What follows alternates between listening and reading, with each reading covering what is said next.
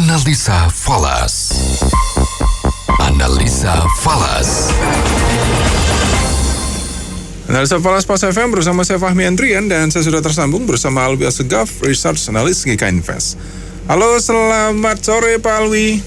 Ya, selamat sore Mas Fahmi. Kita lihat hari ini rupiah cukup tertekan Pak ya. Bukan hanya rupiah tapi euro, pound sterling juga cukup tertekan. Tapi kalau melihat review untuk hari ini rupiah kita, ini kenapa bisa tertekan seperti ini Pak? Ya, memang hari ini memang suasana risk off ya, ini mendominasi pasar ya, di mana pelemahan rupiah ini tidak terlepas dari kondisi yang semakin memanas ya antara Rusia dan Ukraina ya, yang mendorong investor untuk lari ke safe haven ya.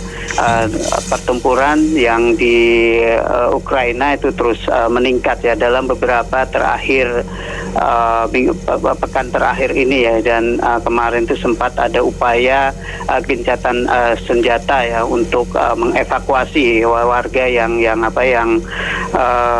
mengungsi dari kota Mariupol. Itu pun tampaknya gagal, dan ini terlihat dari respon pasar ya terhadap upaya tersebut yang gagal.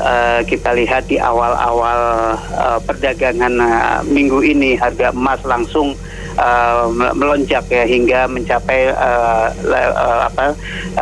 level psikologis di 2000 ya. Ini menandakan bahwa risk off itu saat ini sedang mendominasi pasar, dan mata uang emerging market ya termasuk rupiah itu cenderung melemah ya ketika sentimen pasar memburuk. Begitu juga mata uang yang terkait beresiko ya, seperti mata uang pound sterling, euro dan sebagainya.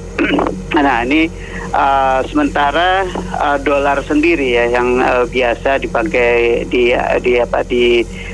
dianggap sebagai safe haven ya, itu cenderung diuntungkan ya, karena mata uang tersebut seringkali dilirik sebagai safe haven di samping aset safe haven lainnya seperti emas, kemudian mata uang yen Jepang ya.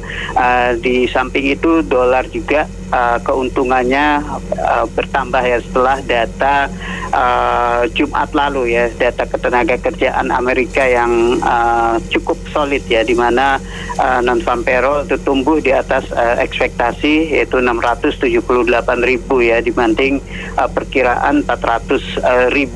Kemudian tingkat penganggurannya juga turun ya dari 4% ke 3,8% juga di atas ekspektasi. Nah, ini data tersebut ya juga ini mendukung bagi The Fed untuk mulai melakukan normalisasi kebijakan ya. Tapi bagaimanapun saat ini kondisi di Ukraina ini tetap jadi pantauan pasar ya. Dari sana kita bisa melihat ya aliran dana itu masuk ke risk off atau risk on. Nah, kalau misalnya ketegangan ini semakin meningkat, maka ini yang dikhawatirkan bahwa aset-aset beresiko ya seperti mata uang rupiah bisa kembali ditinggalkan. Oke.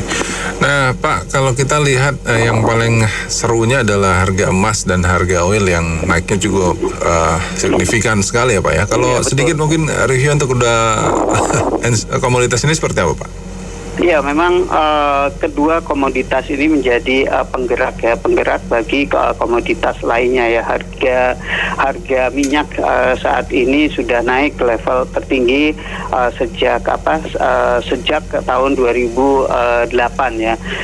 Nah, ini tidak terlepas dari kekhawatiran ya pelaku pasar mengenai ketatnya pasokan. Nah, sebelum krisis Ukraina ini terjadi, pasar itu sebetulnya pasokan itu sebetulnya sudah sangat ketat ya, karena beberapa produsen minyak ya setelah adanya relaksasi permintaan minyak semakin meningkat, tapi kapasitas produksi dari beberapa negara ya, produsen yang kecil belum mampu mengimbangi permintaan tersebut ya, sehingga permintaan masih ketat. Belum lagi OPEC Plus ya, OPEC Plus yang tetap membatasi pasokan di pasar hanya sebesar 400 ribu barrel per hari. Nah ini juga semakin ketat. Nah ditambah dengan saat ini kekhawatiran terganggunya pasokan dari Rusia ya, karena Rusia ini merupakan salah satu produsen minyak terbesar dunia, bahkan kedua ya, produsen minyak kedua terbesar setelah Arab Saudi. Nah setiap hari pasokan minyak di Rusia itu memasok sekitar 4 juta barrel ya per hari. Nah ini kalau misalnya ini terganggu, maka pasokan yang sudah mulai ketat itu semakin mengetat.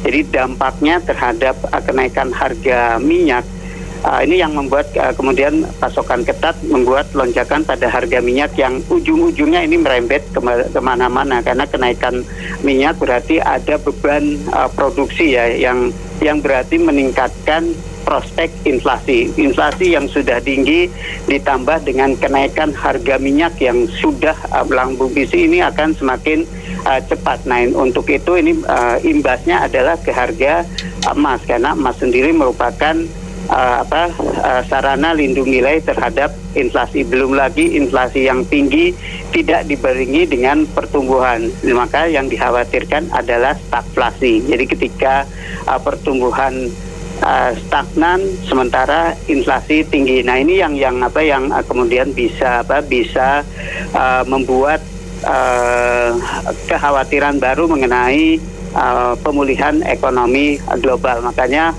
emas diuntungkan selain sebagai safe haven juga sebagai perannya sebagai lindung nilai terhadap inflasi. Baik, kalau begitu terima kasih banyak atas waktunya Pak Alwi. Selamat sore dan sukses selalu untuk Anda. Selamat sore, terima kasih Mas Fahmi. Saya Falas bersama Alwi Assegaf, Research Analis GK Invest, saya Fahmi Andrian.